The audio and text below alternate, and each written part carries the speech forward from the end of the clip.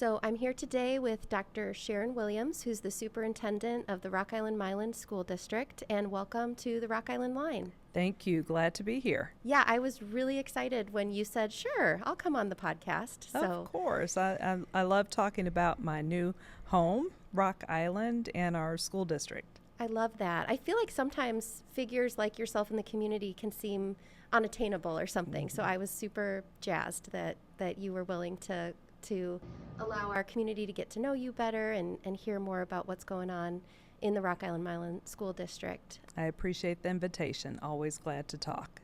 So how did Rock Island first pop up on your radar? Yes, so Rock Island Milan School District, of course, was looking for a new superintendent, and I had on my radar for several years now going into the superintendency, and so I wanted to stay in Illinois. I was in the west suburbs of Chicago at the time, and Rock Island kind of popped up in my search, and I was really intrigued by the school district, wanted to get to a unit school district, a pre-K through 12 school district, and I really found it interesting, especially the demography of the city and the school district, and it just seemed like the perfect first superintendency for me. Well, we feel very lucky to have you. And reading through your bio, you're a Fulbright scholar. You have a PhD in, did you just get a PhD in education or a specific type of education? Or? Yes, so educational leadership, and it's an EDD. That's kind of the practitioner's doctorate in education and in educational leadership from Tennessee State University in my home, Nashville. Awesome. So as you rolled, you probably drove either 80 or 88 into the Quad Cities, yes, into Rock Island. What were your first impressions of our city? I was so surprised about the rolling hills and just the physical beauty of the place. Living in the west suburbs of Chicago, it's all flat, not many hills, not as many trees and lush greenery. And I really appreciated that when I first came over. I really liked the historic nature of the buildings and neighborhoods and was able to get around pretty easily. So I really liked that when I first drove up. I think it was 88 probably. And you could tell we're an old city. We're the oldest of the Quad Cities, I think. Yes. Yeah. So I really did notice, I really appreciate historic buildings, older homes. So one of the first neighborhoods I was driving around, because the administration building is right across the street from the Broadway area. So just noticed the historic nature of the Victorian homes and thought this is very quaint and nice, and really looked forward to looking at other neighborhoods in the city as well. Yeah, those are beautiful homes, and I've in doing this work found some that I hope to highlight, some different Instagram kind of social media people who are fixing up Broadway homes and doing show and tell, so to speak. And it's so fascinating to watch people kind of rehab those old houses. They're so cool. Yes. Yeah. Very nice. And so you came, and how many times does a superintendent visit a community before deciding, I think I can live here, I think this could be a home for me? Well, I did a lot of research before I even applied to the job. So part of that research was just finding anything I could on the internet about Rock Island and the Milan area, about the school district, watched a lot of school board meetings before applying. During the interview process, it was multi-stage. So the first interview was just kind of a meet and greet with the search firm. And then I had 2 subsequent interviews. So I visited at least 3 times before actually being offered the position. So I had an opportunity to look around the area for sure, get to know some of the neighborhoods during that time. And when did you officially move here and make this home? So I was hired by the Board of Education in January, and was able actually to spend some time between January and June getting to know the school district, getting to know the area. So our school board really wanted me to have a good entry.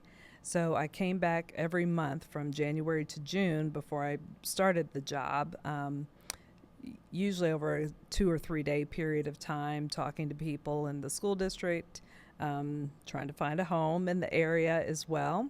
I finally settled around May is when I became the incoming superintendent. So the board was also very thoughtful about having the interim superintendent there with me for an entire month, which was very helpful in the transition process. So it was around late April, May when I first finally settled in the area. Did anyone, as you were approaching moving here, talk to you about Rock Island, how it fits into the Quad Cities uniquely among the kind of picture of each city? Or because they knew you were coming here to be the superintendent, they kind of left you alone and Well, I think they did talk to me about the Quad Cities. I was interested in knowing how Rock Island fit into the Quad Cities. As superintendent, I am required to live within the city boundaries, which was great for me because I like to be close to where I work and live. And really, the real estate professionals that I spoke with understood that parameter, so they really helped me find something that was going to be comfortable for me. Wonderful, wonderful. And so, there's so much to talk about in education. Yes. I don't kind of even know where to start. But for people who are listening, who live in Rock Island, can you give us an overview of our district, maybe in terms of numbers or kind of the current state of the Rock Island Milan School District? Absolutely. So as I mentioned, we're a pre-K through 12th grade school district. We have early childhood programs all the way up to our senior high school.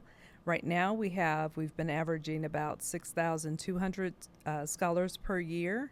And out of that 6,200 scholars, we have a free and reduced rate percentage of about 60%. And what that means is that about 60% of our scholars qualify for free or reduced breakfast and lunch. We are a CEP district, a community eligibility program district, which means all of our students eat free breakfast and free lunch. And that, I think, is a very strong aspect of our educational program for our school district. We are a very diverse school district, one of the most diverse school districts in the state of Illinois. We have about 15%, 14% of our scholars who are English learners. So that could range from a child that was born in the United States, but perhaps their parents speak another language at home, to recent immigrants and migrants. We have a very strong partnership with World Relief in the area, and they do resettle many families within the Rock Island bounds. And Rock Island Milan School District is a preferred school district for World Relief to introduce new families to our community. We're also very racially diverse. We have about 34% of our scholars who are African American, about the same 34 who are white or Caucasian, about 7% Asian, about 15% Hispanic. So a very broad racial diversity. And along with our English learners, we have about 22 plus languages that are spoken within our school district. So it is extremely diverse, rich cultural diversity, ethnic diversity, et cetera. It's just a very unique, I think, school district in our state. And along with that, probably socioeconomic, like economic diversity as well. Yes. So I mentioned about 60% of our scholars qualify for some level of assistance in terms of free or reduced lunch. So yes, we do have some diversity in terms of socioeconomic levels as well. Yeah. And what is wonderful and great about that? Like, why is that for people looking for a school district I don't know if selling point is the right term, but you don't find that everywhere. Maybe we're similar to our sister cities or not. I'm not sure on what their statistics are. But what about the Rock Island schools in that uniqueness do you think is attractive to parents looking to find a school system, move to the Quad Cities? Why should they want to be in such a diverse environment? Well, I think one, it definitely gives you a new perspective on your friends and neighbors.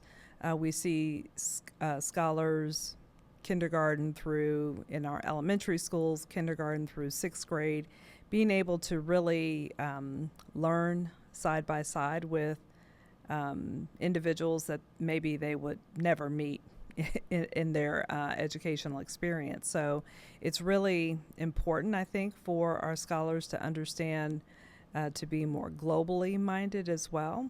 So learning about their classmates who have perhaps migrated here from another area, another country, perhaps has a different experience in moving to the United States, moving to Rock Island. I think that perspective is invaluable for our scholars. As you know, we're more globally minded these days. The space between countries is, closer because we can get on our phone and be in another place very easily. And I think having that close interaction with scholars who are different from you is a very important experience for our scholars. So students from every background better being able to navigate the global majority, of everybody is kind of different on a global level. Yes. And so going out into leadership positions and working in a world where, this isn't their first encounter with someone who is very different than themselves. Yes.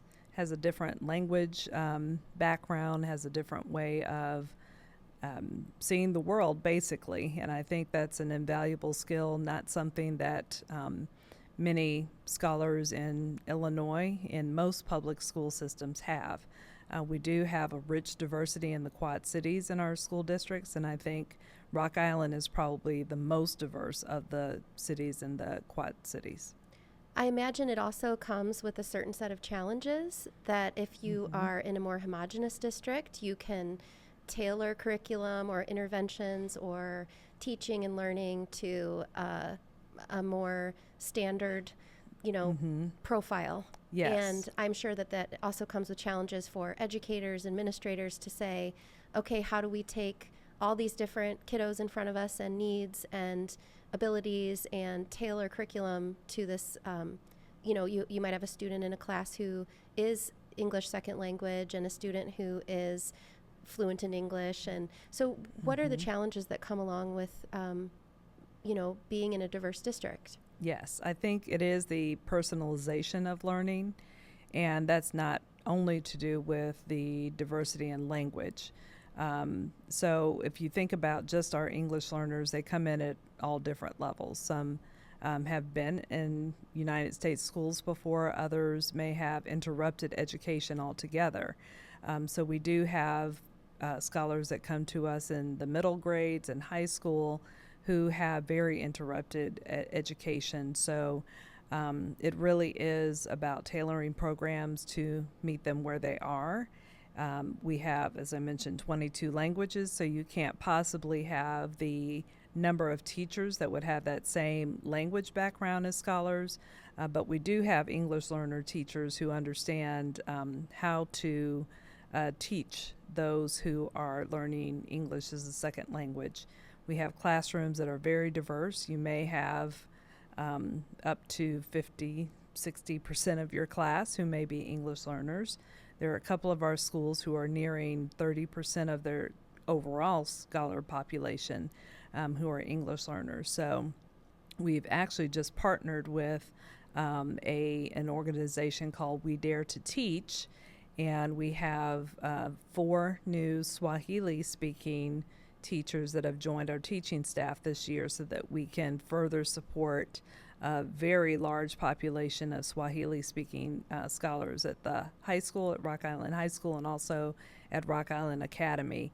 But I think those are opportunities for us because we see it as not only serving those scholars with those language diversity, but also exposing other students to the possibilities of being a teacher who can teach in dual languages.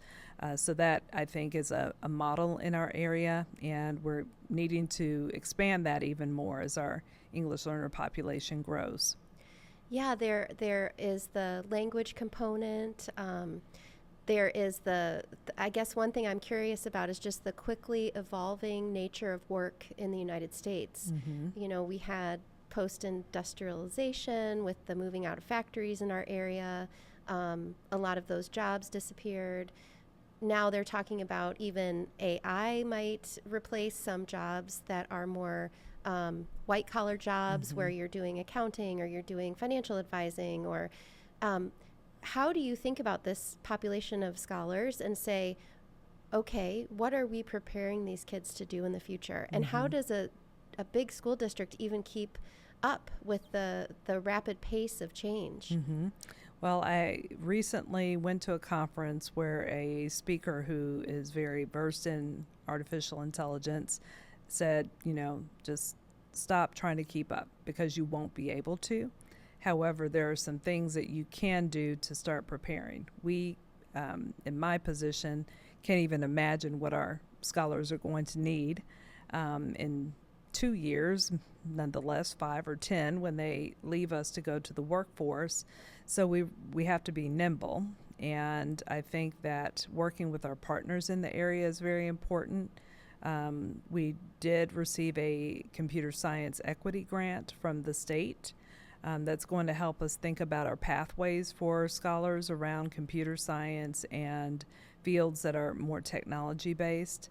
But it's hard to keep up, as you mentioned. It's hard to be flexible because public schools especially are not as nimble perhaps as the industry needs us to be.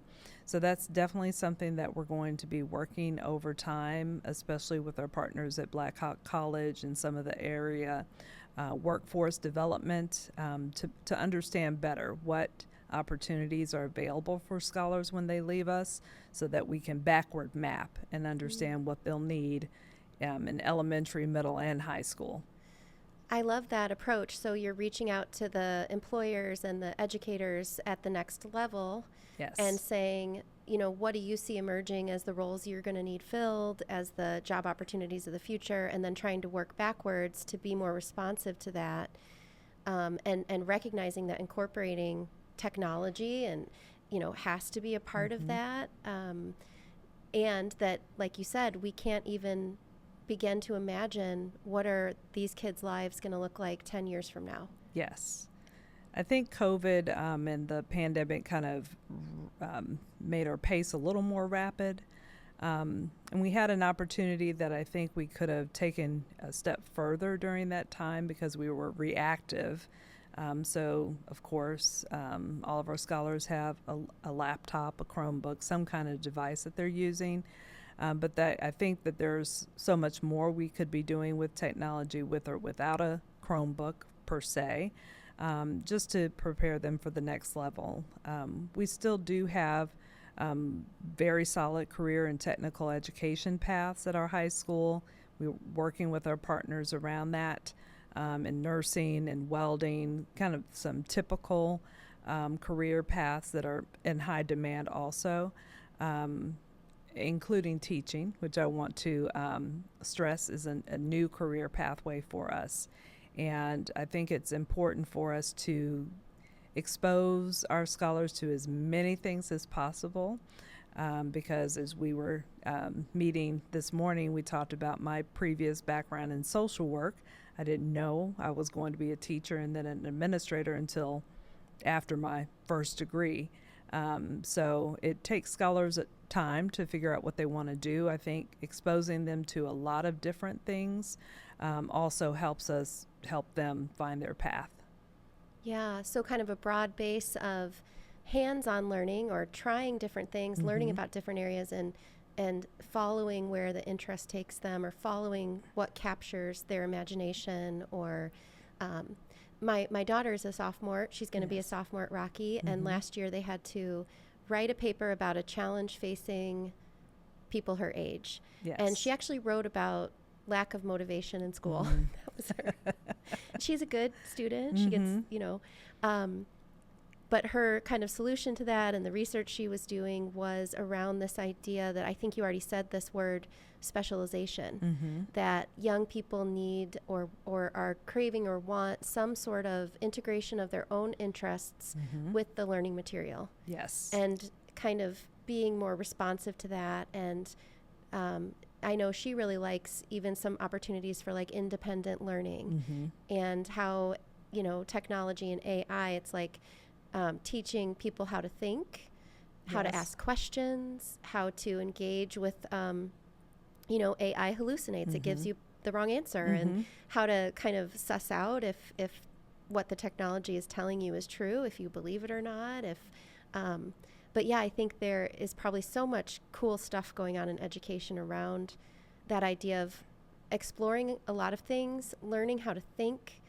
learning how to engage and ask questions and think about leadership and then that exposure to a lot of different things to see now what captures my interest and how do I carve out a path for myself there. Yes. So at our, we're in the middle of a strategic planning process, and we had a panel of scholars for a couple of our sessions.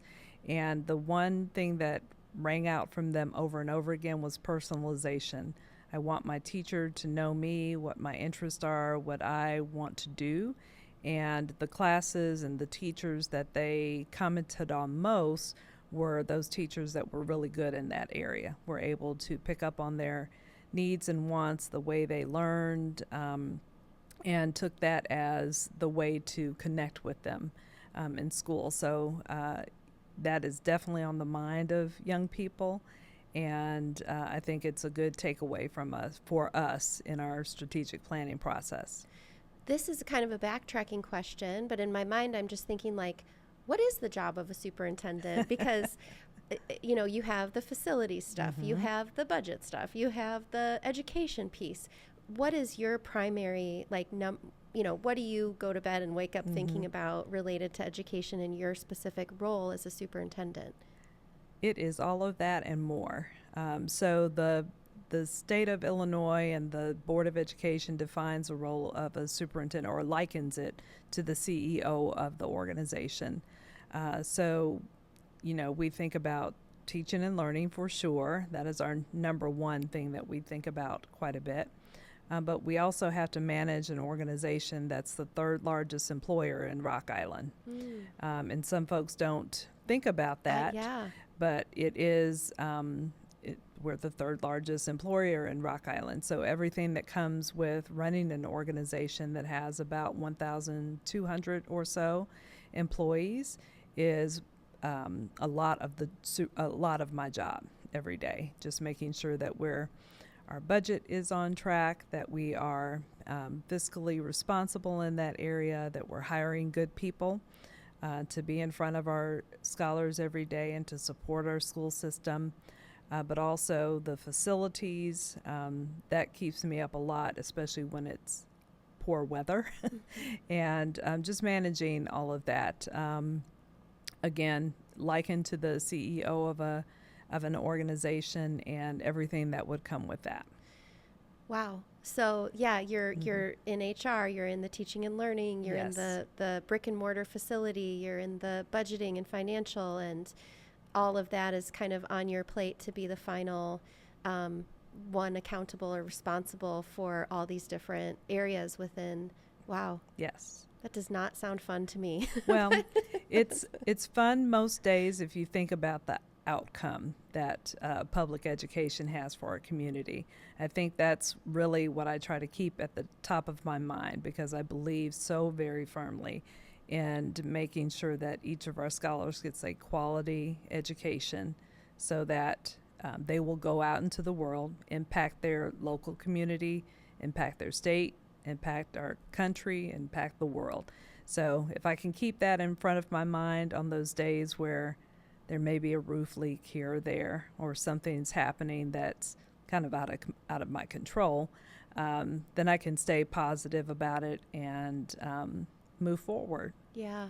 Like I imagine a little Post-it note on your mirror, you know, when you get up in the morning, staying really committed to that core principle of what we're all doing here. Yes. And taking the issues that may be a little bit out of control or feel really, with budgeting and stuff, might feel impossible to address in a way that makes everything right for everyone. Those are really difficult challenges. Yes. And thinking about, your last comment, just the equity issue within public schools as well is really top of mind for me a lot. Because we know our community is diverse, and there are some scholars that come to school very privileged and have a good background in terms of home education or being able to be in a stable place to come to school. And then there are scholars who may come with some challenges that we need to address in school so that they can be their best at school and learn. So that's really at the top of my mind a lot as well. in this community, but in others that I've worked in as well. Public education can be that place where we can kind of bring all folks up to a certain level so that our communities can be better. Yeah. And so when we think about equity, just for people who might be wondering, like, what is the definition of that versus equality or so when you think about equity, what does equity mean? To me, it means that the experience that our scholars have every day in every classroom is meeting their individual needs. So we talked a little bit about the diversity of the district and students coming to school showing up in different ways, basically. And I think it's our job to understand what those needs are so that they can access the curriculum, access their learning in a very equitable way or the same level. So that's what it means to me, looking at each individual child, not just as a number. You're an English learner, you're a child who has a background of some level of poverty or mental health issue. And finding the resources for those scholars to make sure that they can be educated at the same level as other scholars who are coming differently to the classroom. So you might have within a classroom a kiddo who's coming, they've had food, they had a bath the night before, they have safe housing, they feel generally safe in their home with the people that are living with them. They have books in their house. They learned how to read when they were maybe 7 or had people reading to them regularly. And they show up at school pretty ready to learn and engage. And their classmate in the same classroom might be really coming from a situation where maybe there's some hunger going on. Maybe parents are working a lot, or there's someone with a disability and they're not they don't have books in the home, or they're not reading as much, and so to achieve equity, you've got those two kids in the class. How does a district do that? Is it the teacher in the classroom kind of noticing what's going on with the two kids and identifying, we're both social workers, but so like an ACEs score, which is adverse childhood events or experiences, which anybody can look up. You can find your own ACEs score, but it's a list of things that if you experience, you are more likely to have, more challenging health outcomes. And it's stuff like witnessing domestic violence, or having a parent who's incarcerated, or so anyone can go find their ACEs score. But when you're in the district and you've got two kiddos in a class and you're looking for equity, how do you do that? Is it the teacher recognizing, okay, this kid has an ACEs score of 2 and this one has an ACEs score of 8, and so I'm going to engage something around food security for this child, or is that another person in the school building that's just like a very hard job. It is. A worthy job, an important job, but yes, it is very complex. As you can imagine, our class sizes range from 20 to almost 30 in some cases. And all of what you just mentioned about the way scholars show up to school is what happens every day for teachers. But it's not just up to the teacher. That's where it starts for sure. But every level of the organization has some responsibility to make sure that equity happens. So for those scholars, and I'll take a high performing scholar who comes to school ready. We have the same responsibility to that scholar to push them to their highest level as we do someone who's coming in who perhaps hasn't had access to language before. So we have to think about the gifted scholar, the advanced scholar, and how we're going to push them up to their highest level, but also to those scholars who need more support in that area. And I'm very thankful that we have school counselors in all of our schools. That's another layer of support for teachers and for principals. We also have social workers in our schools that can serve children. On the higher end, we have gifted education and advanced academics, and that's an area that we need to work on, I think, some in our district. But it's really the teacher is the first person, the paraprofessional also who's in in many of our classrooms, school principals, those school social workers, school counselors, and then at a strategic level, folks that work in the central office and support principals and support schools really have to be acutely aware of any equity issues, any systems that we've set up perhaps that are causing the unintended consequence of being inequitable, and really at the highest level, at the superintendent level, taking all of that information and looking broadly at the organization to see where there are discrepancies in how we're serving scholars, and then getting the resources together and the people together to be able to make sure that we have equitable resources in our schools. Yeah, I would anticipate that a challenge of that is you are always refining these processes to enhance that, and then you create a rule, and then that rule needs to be adjusted for an individual. It's how to both be structured but responsive enough to have, I've had folks in here on this podcast just talking about, like an individual who might be caring for a disabled parent, and they come to school showing up in a certain way with their stressors, and there's a rule.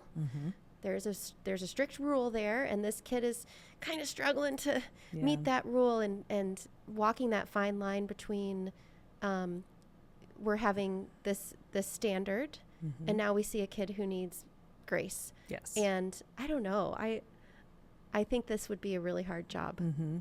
And teachers are better now at recognizing those events that may happen to scholars, and like I said, we do have supportive social workers and counselors who are specialized in that area and can really help support teachers through that. It's definitely something that we have addressed in our school system, but I think we can all learn better. I just met with new teachers this morning, and it's one thing to sit in your classroom and learn about methods of teaching scholars, but when 25 unique individuals come to your classroom for that first time, it's a big thing for teachers to understand, to be able to personalize and to know how to interact with 25 individuals in their classroom.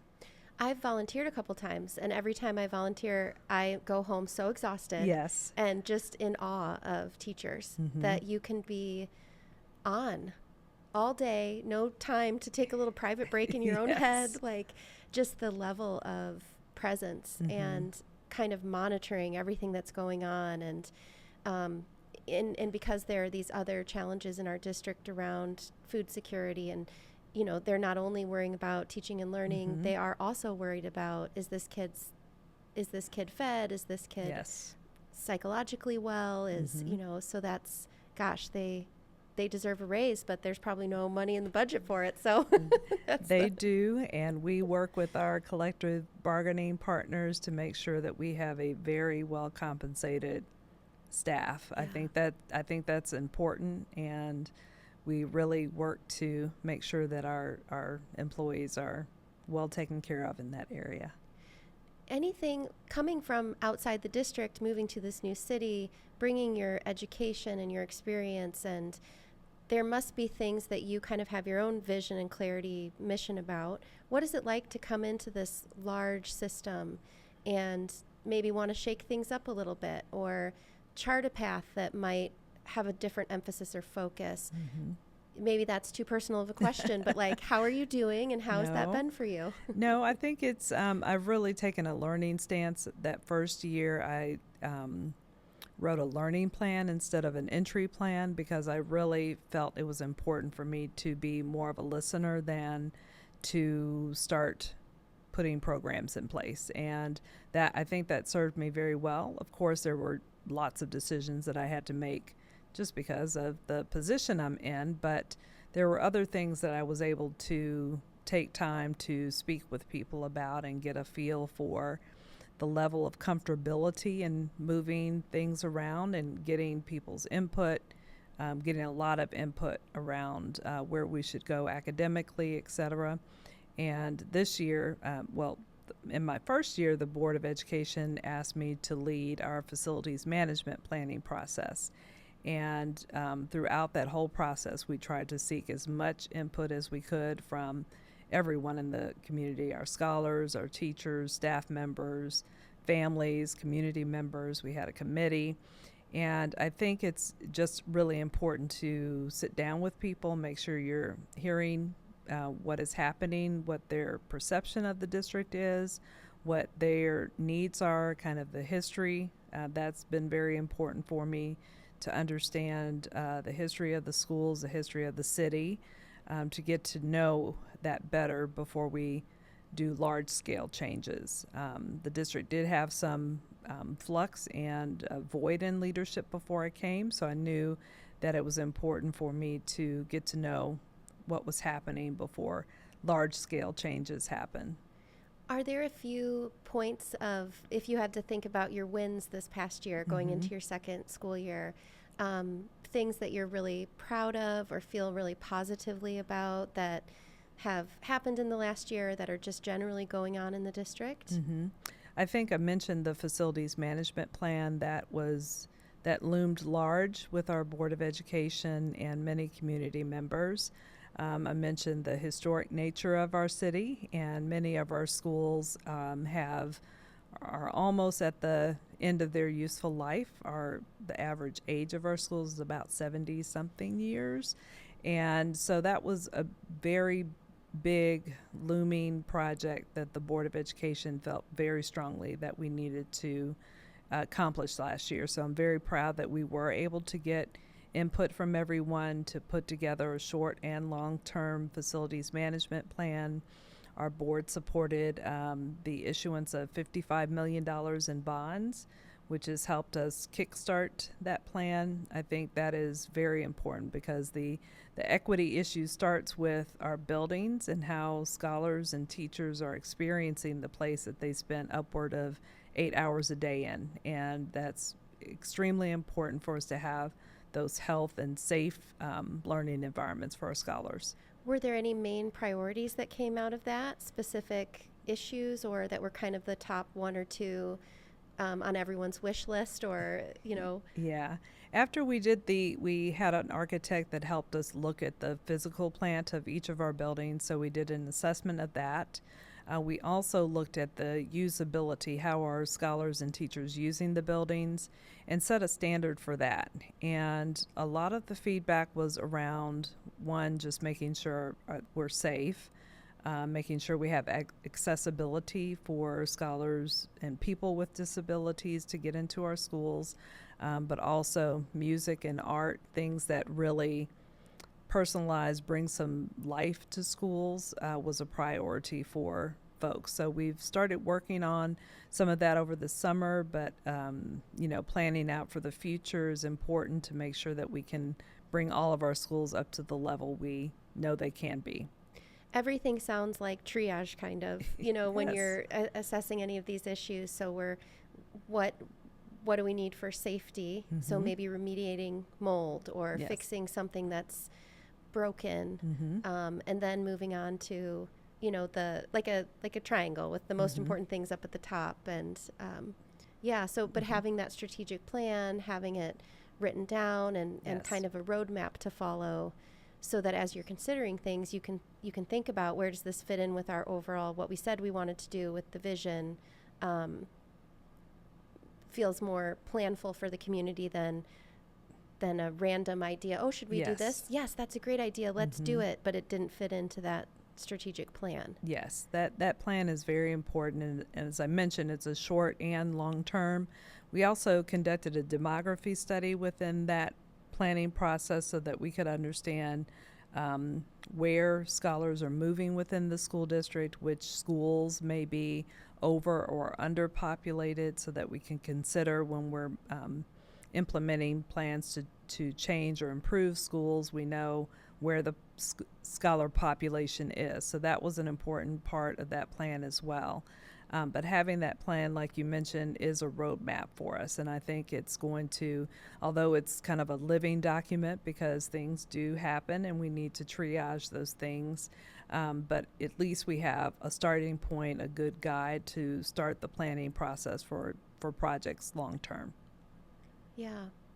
Is there something similar to a facilities plan for the academic part? Like, you know, when people are looking at where do I want to live and where am I going to settle in with my children, they always look at these school report cards, and everybody gets different scores. And when we think about the District of Rock Island in terms of improving those scores, or I don't even know if those scores are accurate, if I believe in them, because there's really no incentive for kids to like do well on those tests. They don't matter for anything. They don't, you know, but what are the really critical areas? Is it making sure every second grader can, where do you get the most bang for your buck in terms of focusing that triage, like we talked about with facilities in the education realm?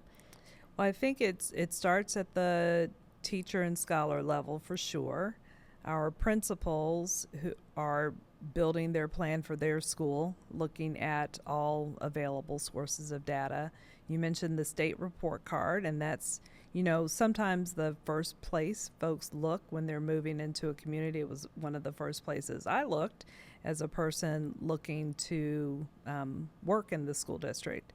And as you mentioned, the snapshot in time, it is kind of a one-shot picture of how the district is doing.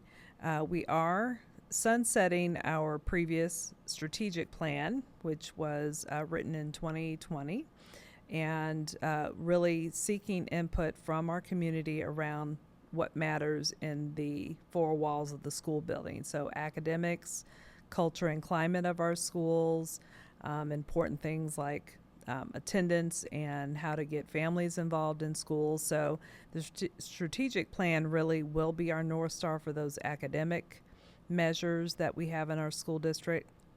For sure, there are some key grades that we pay particular attention to make sure our scholars are on track. And within the strategic planning process, we'll also build kind of a profile of a graduate. So what are the qualities we would like to see from every graduate in the Rock Island Milan School District? And is that already fleshed out, or that's part of that process, is kind of reworking what that definition is of a graduate? We're in the middle of the process now. So the next couple of days will be in our design days. So we've had community input through surveys, through focus groups. We had 2 summits this spring to gather some input and feedback from community members. And now we're taking all of that information and bringing a group together, about 60 or 70 individuals, to start fleshing out what those most important goals are going to be for the school district. So we're still in the middle of that and forming that plan, and we're hopeful in the next month or so we'll be finishing up that plan. Wow. So I want to just cover my face because I don't think I've been to any of the meetings, but I do see That's some okay. of the You're invited. There's still yes. time. There's still time. Yeah. And, you know, it can be hard for parents to get engaged and to Yes. show up. And I think we just say, here, you take my kids and, Yeah. you know, do a good job with them, and I'll pick them up at the end of the day. That's is engagement too. Is it hard to get parents to be involved? It is, and I think that we have to be flexible because many parents have different work hours, different language capability. That's been something that I've tried to encourage us to do better at in terms of inviting in language diversity and having interpreters there for meetings, having meetings at different times of the day, having meetings online and in person so that we can kind of accommodate different family workloads and schedules, etc. It is difficult, and because we know as working people, it would be difficult for us to go volunteer to be in a meeting or to do something extra. So we try to make it as easy as possible, and I don't say this, poo-poo any kind of engagement, because picking up your child from school is a part of engagement. Being able to, talk to a teacher occasionally when you can is engagement. I think that any way a parent or a family can connect with the school will take it. And there's always families who are engaged in everything that we ask of them. So there's a balance there. I get the sense that because of the unique maybe challenges Rock Island schools face, that community wraparound is extra important. So as you're looking at, as a teacher in a classroom with a student, identifying an issue, maybe informing the principal about it, maybe it goes to a social worker, but then really having those wraparound services from the community to say, perhaps the school can't address all this, but here we have a mobile dental clinic, we have family resources, we have some sort of summertime program that kids can be engaged in, that our community wraparound for the Rock Island Milan School District is probably really important. Absolutely. And we have a team, our student services team, that works hard to make those connections for families. Our school social workers, I can't talk enough about our school counselors and social workers, really reach into those tentacles of community-based organizations as well to bring in support for our scholars. So it truly is a community effort to make sure that our scholars are successful. I imagine one thing you might be learning as you go through school, I think my kids are learning this, is that it's important to care about the well-being of the people around you. That your society is better when everyone in your society has freedom and access to clean water and food, and that it's not, I don't know what the right term is, but to walk away from that and say, well, I can kind of like put myself over here where I don't really need to think about that or worry about that. That translates into then what kind of an adult does that person become, and what is their view on, where should I live and who should I live among? And I don't know if that translates, do you think? Because we're teaching our kids how to do jobs of the future, but we might also be teaching them how to be citizens of the future and to not leave their neighbors behind if they do achieve at a level where they have, they could, they could, but does that, I'm rambling. That's okay. I can pick up on your ramble. Yeah. So we actually, what I thought about is the citizenship and a new silver cord program at Rock Island High School, where we're honoring scholars who go above and beyond their volunteerism as a high schooler. And I think that's a good example of how we can boost our scholars' understanding of their community and how they can be helpful to their community and some of the needs of the community. So that's an example that I can think of that a teacher just started this silver cord program, and I'm sorry I can't remember his name right now. Oh gosh, it's in my head. Yes. It's Duncan or something with a D, but I can't remember right now. Yes, so very proud we honored our first scholars who received that silver cord at our last graduation in May. So that's one way. I did have a scholar advisory group, middle schoolers and high schoolers, junior highs and high schoolers, and they talked a lot about others, and I thought that was a good sign for me as a superintendent, that they weren't just thinking about themselves, but they were thinking about their classmates who weren't represented in the advisory. And I asked them, bring others, someone who doesn't look like you or you haven't had an experience with. And I'm really excited to get started with the scholars here when schools school comes back, because I think that's an important, very important part of our education. Yeah. And our new mayor is a Rock Island alum. We went to Yes. high school together, so he was the first guest on the podcast. But, I can remember in high school, he was a leader of people, just a person who easily connected with others, who people really liked, and those types of, like, preparing kids for the future, just being a leader who's concerned about others. And there's maybe not a curriculum for that, but these opportunities to get scholars together to talk about opportunities, even just in leadership, like, we want a new vending machine. How do you organize for that? Yes. How do you come up with a ask of the school? Those are such powerful skills that you say scholars. I love that termination. I keep wanting to say kids, but yes. Yeah. Definitely that really came out in our advisories this year, and with just a little bit of prompting, but not a lot. They really talked about others and how they wanted to improve their schools.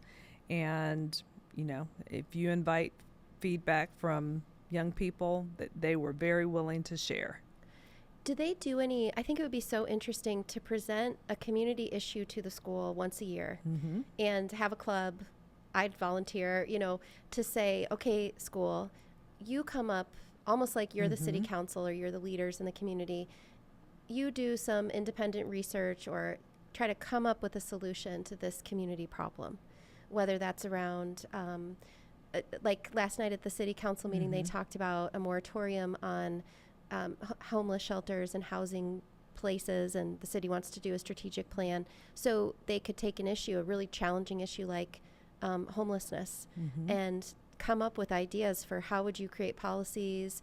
Okay, like you set that policy up, what's the unintended consequence of that? What is is there anything like that currently at the high school? Well, when you said that, I thought about our entrepreneur program, and then I don't know if this is a term now, but sociopreneur. Oh, yeah. So someone who takes a social issue, a community issue, and comes up with solutions to it, just like an entrepreneur would for a business that was program or actually plan. a class in my master's program, social entrepreneurship. Yeah. So something like that. It doesn't quite exist, to my knowledge, in our schools, but I think that's definitely an interesting concept, and one that I think many of our scholar and teachers would embrace. Yeah. Just these are the people who are going to be solving the problems when I am older. Yes. And so preparing them for all these different jobs, but including that little chunk of, being involved in their society, being civically engaged, all that stuff. Can kids register to vote at high school when they're seniors? Yes. As long as you're 18, we do have organizations that come in to help our young people register to vote. Yeah. Absolutely. So I wanted to ask you a couple questions that, not that they're more challenging, but maybe more negative. That's okay. And so we can talk about them, and if you even were like, oh, cut that out, we can. But I'm just wondering, so I've heard feedback from an old neighbor that used to live near me, or a neighbor who sends their kids to Catholic school, or just kind of saying, like, I would never send my kids to Rocky. Kind of wanting to check in with you about, are these real concerns? Are they myths? There's too much fighting at Rocky. They let the kids get away with everything. There's not enough discipline. These are not my experiences having a child in the district, but are those, there's so much positive going on. But when you think about the feedback the school gets on the other side of, like, here are the top 3 issues, or these are the negative things, what would you say kind of rises to the top? Yeah, they're not my experience, but maybe exploring that a little bit would be helpful for listeners. Yes. Well, I want to acknowledge that there are no schools that don't experience some type of conflict, especially with teenagers, preteens, etc. It's a difficult age to navigate. We have a very large, comprehensive high school that is very complex. It's an organization that is hard to manage. I will say that our scholars have brought up issues, and especially in our high school, around some fighting, some disagreements. We have a community-wide issue with vaping and using tobacco and other substances. I was very proud of our scholars for being very open and honest about concerns of theirs around those at school. So I don't ever shy away from saying that these things that happen in school are also happening in our community. So it can be a community solution to that as well. I will say that we are working toward a better way to help our scholars manage their emotions in school. And we are very fortunate this year to bring on an interventionist at the high school. It was a position that existed in the district years ago but was discontinued for whatever reason. And it really is going to, I think, help manage, like I mentioned, helping to teach scholars to better work with their peers in school so that we can eliminate or greatly reduce the conflicts, especially conflicts that have to do with any physical conflict in school. So I recognize that it's comprehensive high school, that we will have issues of that sort, but we're certainly aware of them and making plans to make sure that it is that everyone feels safe at school. Are most of the fights about romance, or someone just said something taunting someone in the hallway, or are there any themes to the conflict? There are themes that continue from the community in. So there may have been a conflict over the weekend, overnight, about something, and because we don't have the coping skills as young adults to work through those issues in a different way than choosing a physical altercation, then it may lead to that. I can't say it's one thing because it is all of that. It could be, just growing up as a young person, trying to get yourself straight in this world with your friends and other conflicts like that. And there might be social media involved where people are fighting over some sort of an electronic format. They're not talking. They're not communicating face to face. They're not finding There's definitely that aspect of it. And I think in my time in public education, that has become more and more of an issue because altercations, verbal altercations, start on social media a lot of times and follow into the school. And because of that impersonal nature of social media, meeting face to face to then discuss it often becomes a more dangerous type of situation than just we're online sparring. Does the interventionist help two kids get together in the same room and mediate their conflict? Absolutely. Okay, so we're training the therapists of tomorrow. Yes, yes, and our school counselors and social workers again also have that role. This is just one person at the high school, but I can envision that that person and that role will be key to making sure, kind of nipping things in the bud, really teaching some skills to scholars so that it doesn't escalate to those in that way. Yeah, so I hear you saying that, there is conflict. There are fights. I fought. I didn't physically fight. I actually had a couple people who wanted to fight me at Rocky, but I was always like, hey, I want to be your friend. That was my coping strategy, was to almost acquiesce. And that was the route that I took, but I think other kids show up with this other part that's like, I need to defend myself. I need to fight for who I am. And so I hear you saying that, yes, these things do happen at the school, and the school is committed to multiple paths to address that, to reduce fights. Obviously, the school isn't just like, well, everyone's fighting, we don't care, Exactly. But sometimes the myth from the outside is that it's like an out-of-control situation, and I think, that's not what my daughter says. That's not been our experience of it. So how do you combat that? is it like, okay, well, if you're going to tell me that it's not safe there, bring me a specific example and let's really look at that example? Or how does Rocky kind of push back against that narrative? I don't know. Yeah, it's a difficult one if you're not there every day. And I have spent a lot of time at Rocky, just getting to know teachers, the administration, etc. I never felt that it was a place that wasn't trying to get better. And our scholars are some of the best that I've worked with in my time in education. Very respectful young people. There are some structures at our school that need to be tightened up, and I think that is part of our work this year, just making sure that scholars are engaged in their classrooms so that they feel like they want to go to class, because a lot of things happen when scholars aren't supervised and they make choices sometimes not to be in their class. So processes like that I think are important for us to tighten up this year, and we will be. We have a new principal that I have very good confidence in, who will be able to set up some of those structures and systems so that scholars have a better experience and feel safe in school. That's the ultimate goal for all of our scholars, to be that feel like they can go to school, learn, and be safe. Yeah.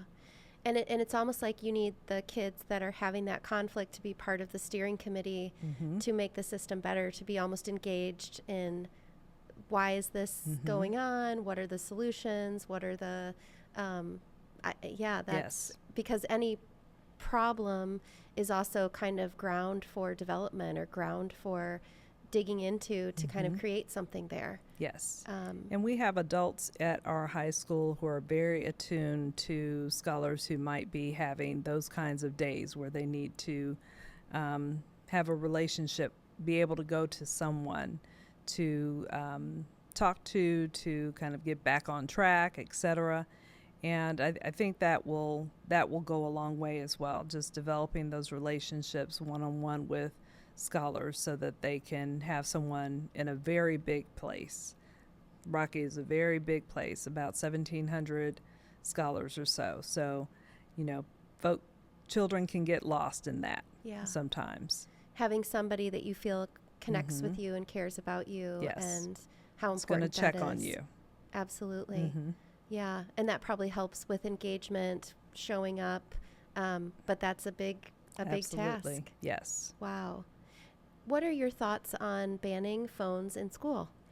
That's another complex question, and I don't have a firm answer, but what I know is that we're learning more about the impact that an electronic device has on the psyche, mental health needs of young people.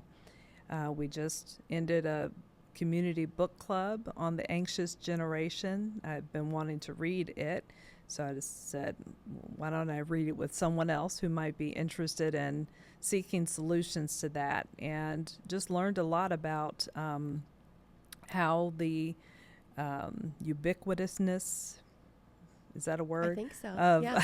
Of cell phones and electronic devices is having on our society, and especially on young people and their mental health. And I think it's a good discussion starter for a school district. Our school board is also very interested in knowing what we can do to limit the use of cell phones. I think teachers are very much heightened awareness of how much distraction our scholars have in schools. So we're starting the conversation. I think that we have a policy where they should be off and away, and it's just making sure everybody's level set on what our expectations are around that and starting the conversation on it. Yeah, I read that book. I thought it was so good, and the things that came out of it to me were that kind of were really interesting to me. Was if you ask any teenager, do you want to not have your cell phone, they'll say no. But if you say, well, if all the kids didn't have their cell phones, if it was kind of this united situation where no kids had their cell phones, a lot of kids will say, yeah, take it away. Yes. And it kind of makes me think of when my kids go to camp. and they can't have they don't phones, have access. that they feel really good and it's not stressful to them. And when they come back and then they get back on their phones, they almost feel this grief for how much simpler and how much more connected they were. So even if you're at the lunch table and you're on your phone, you're not learning to chat it up with a friend. It's almost like this safety blanket for anxiety too. Like if I feel uncomfortable, I can look on my phone. If I don't know what to do in this situation, I'll look on my phone. So I'm definitely in favor of it, like putting them in little cubbies. But I think if it's just off and away, my concern is that then the teachers have to spend so much time trying to enforce, he's got his phone out again. And they do. Yes. And then all the class becomes about watching phones. Whereas if you just put them in a third location, that becomes, I mean, that's just my opinion. Yes. And I didn't join the book club, so. That's okay. Our teachers have different strategies to deal with it. But like I said, we have procedures and policies in place. It really is about making sure that everybody has the same expectations for scholars when they're in the classroom. And like I said, I think it is a big management thing for teachers and principals to deal with. And we are going to have the conversation very soon to make a decision. Our state government is also thinking about taking a stance on that as well. So I think it's going to be very soon that we'll have some guidance, further guidance on that, and provide guidance for our schools. What about in light of some of the federal immigration policy? I just had Isaac Carr on from QCR last week. Does Rocky have to be doing anything special or thinking about anything special in terms of immigration and ICE? And, you know, is that something that the school district is having to deal with? It was definitely something that we had to discuss and provide, make sure that we had a plan for. When the new federal administration came into office, we, like many school districts in the area and the state, really took a look at our procedure for allowing anyone on school property.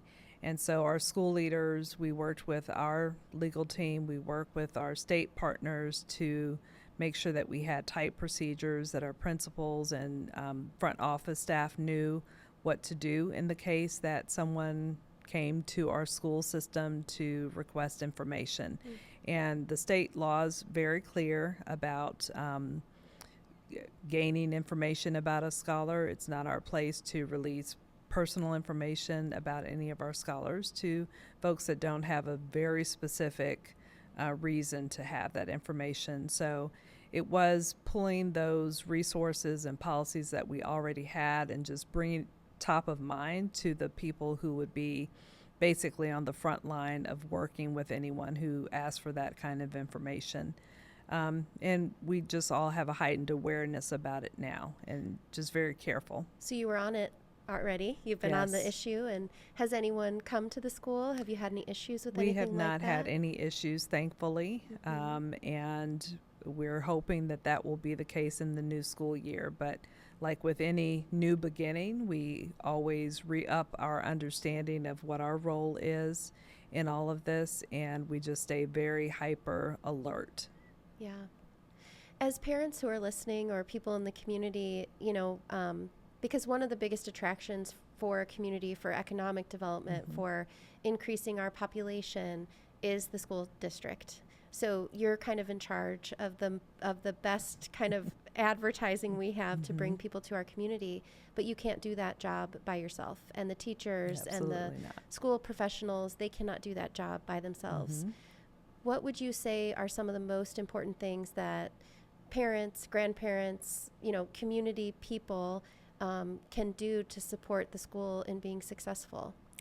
I think it's just being aware of what their scholar is doing every day. I think just bringing it home to your family, your scholar, and supporting them in what they're doing. Even if you can't do their 11th grade math problem. I know. I cannot do any. Me either. But I can ask them about them. I can support them with it. I can give them a place to do their homework, to have a space that's probably phone free, to have a little time to read and practice. But I also think it's important for us to have well-rounded children, and so having plenty of fun in the summer, having plenty of downtime when they come home from school, because school can be quite rigorous. If you think about especially our high schoolers going from to 8 classes a day, only having very little time, and they mentioned this in the Anxious Generation as well, that downtime for a certain age of scholar is kind of non-existent these days, and just having them just be a child for a while. So I think that's important too. Making sure they're at school, I think, is an important topic for me to address as well. Our chronic absenteeism is starting to bounce back from the pandemic, but we still have a ways to go. And just being at school every day, being present. If you're a family who can't make it to school all the time, choose 2 or 3 activities that you could do. Drop a note to a teacher. They're very appreciative when families, see them and appreciate them as well. Communicate Yes. what's going on in the home, why this is happening, or what the Absolutely. challenges are. And Yes. that might invite in some support too. Mm-hmm. It's important for us to know how to contact you, families. So that, that's always sometimes a moving target for some families, but it's important for safety's sake. It's important for you to know what's happening at your child's school, important dates and things like that. So I think just staying connected in some way to the school is important. I also think out of that book, or maybe I'm confusing 2 books, but giving your kids responsibility, having them do things that might be a little out of their comfort zones, like, walking to a mailbox, mailing a letter, walking back, being able to ride their bikes with friends. I think we're more afraid than we've Yes. ever been, and the data would say that our neighborhoods and communities are safer than they've ever been. Generally, Rock Island is a safe place, and that's not the public perception, but it is. Yes. And so allowing kids to go out in the summer and wander around. We keep our kids in this much tighter square radius of our home, but that actually undermines their sense of ability and autonomy and makes them feel a little incapable and immature. Yes. Like I can't do things for myself. And I think that is also on parents to say, no, you could walk to the gas station and I struggle with that, but last year one of my kids was kind of sick. We kept her home and I had to work. So I said, Nora, you're going to be home alone for a few hours because I am busy. And I had to turn my phone off because I was in sessions. And I'd come out of my session to all these pictures of her. She went to the library. She checked out a book. She walked to the Walgreens, which was across a big intersection, got herself some snacks, walked all the way home. I probably would have told her, you can't do that. But she was very capable, and I was horrified. I was I think they coined that was safetyism in the Yes. anxious generation, that we've taken away some of that playtime, free play,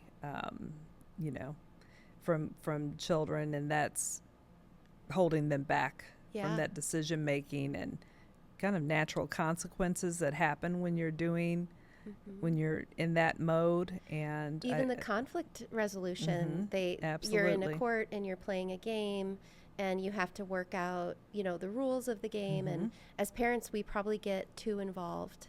I'm doing some work at Century Woods, and there's, meeting with a lot of tenants, and a lot of the actually arguing among the adults is related to arguments among the children, and the adults feeling like I have to solve it I for have to them. solve the issues for my kids. I have to, and sometimes you do. I mean, kids do need support when there are big issues going on, but I think we're just in that generation of not allowing our kids the dignity of working it out and figuring it out. Yes. And Sometimes we're too much in a hurry to go on to something else to allow them the time to do that. yeah.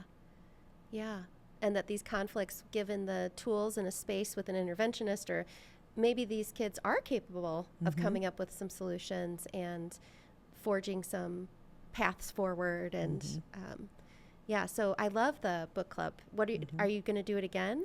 I am. I don't know the title yet, but certainly we had a pretty good turnout for the clubs. We held them at each of the branches of the Rock Island Library.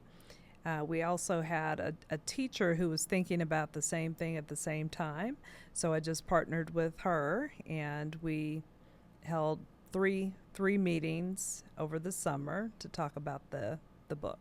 Wow. Yeah. Yeah, well, I fun. will stay posted. And do you feel like the best way for parents to know what's going on is the district website? Is it Facebook? Is it, if you really want to be keyed into what's going on in the district, where's the best place for people to go for information?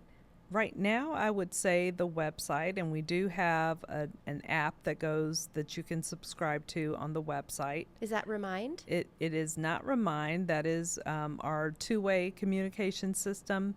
We're actually converting that from Remind to the app that the new website vendor uses called Rooms. But we're getting training on that now. It's not quite ready. But there is an app that you can download on your phone that will have a news feed on it. It will have the district calendar on it as well, which people have found very helpful. Your school, each of the schools has their own web site. So we're going to be making sure that those are up to date. But the website probably in the app right now. We do have social media, and that is another way to find out information. Once school starts, for sure, our principals are ramping up their weekly newsletters and other communication tools that they use as well. Yeah.